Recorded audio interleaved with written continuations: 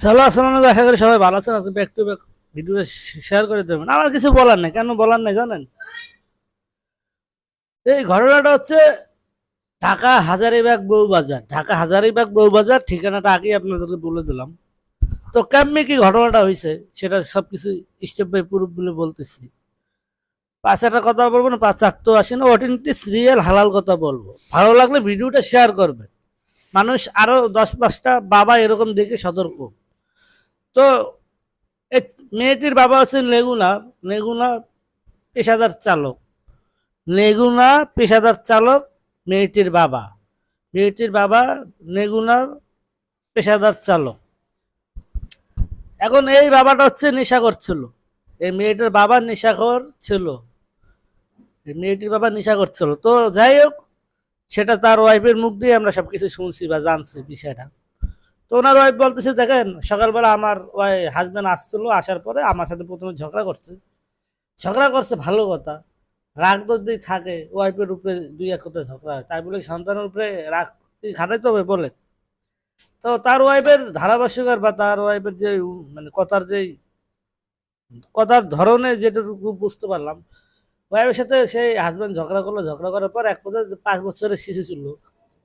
শিশুটির বয়স ছিল 5 বছর। এই 5 বছরের শিশুটির ওয়াইফের উপরে রাগ করে পর এই 5 বছর মানে শিশুর বয়স, এই শিশুটারে কি করলো, তার ঠাস করে একটা আশা দিল তার হাজব্যান্ড।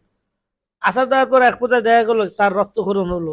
তারপর দুই হাজব্যান্ড মানে জামাই বউ মিলে লাস্টে সিদ্ধান্ত নিল যে হাসপাতালে নিয়ে যাবে। নিয়ে যাওয়ার পর 5 দিন ছিল সেই হাসপাতালে। 5 দিন থাকার পরে চিকিৎসা অবস্থায় সে শিশুটি মারা গেল। তাহলে তাহলে বলেন এগুলা দায়ভার কাকে দেবো?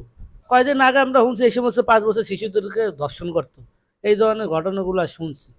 এই ধরনের ঘটনা বইটা যদি শিশু মারা যায় সেটাও তারপর কষ্ট হলে মানা যায়, কিন্তু বাবা নিজের মেয়েটাকে আছাড় দেওয়া যে ভাই নিজের বাবা নিজের সন্তানকে নিজে হত্যা করবে, এই ধরনের ঘটনাগুলো আসলে মানাও যায় না, খুব কষ্টকর দায়ক।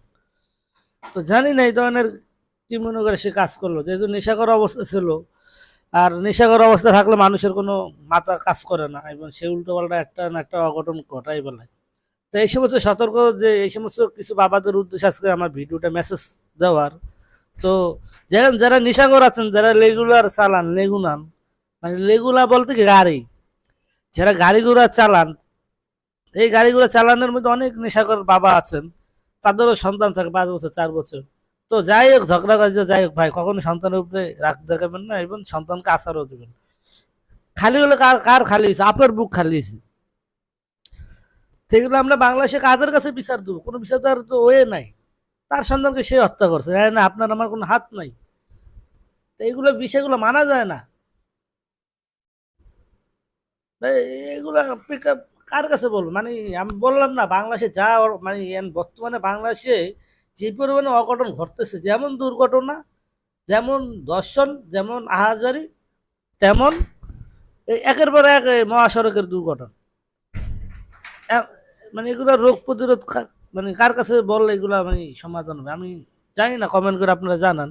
যাই হোক, ভিডিওটা এই পর্যন্তই, আমি আর কোনো ভাষা নেই। তো ভালো লাগলো অবশ্যই শেয়ার করে ওই যে নেশাখোর বাবাদের কাছে ভিডিওটা পৌঁছায় দেন, তারা ভিডিওটা দেখে কিছুটা সতর্ক। তো সবাই ভালো থাকুন।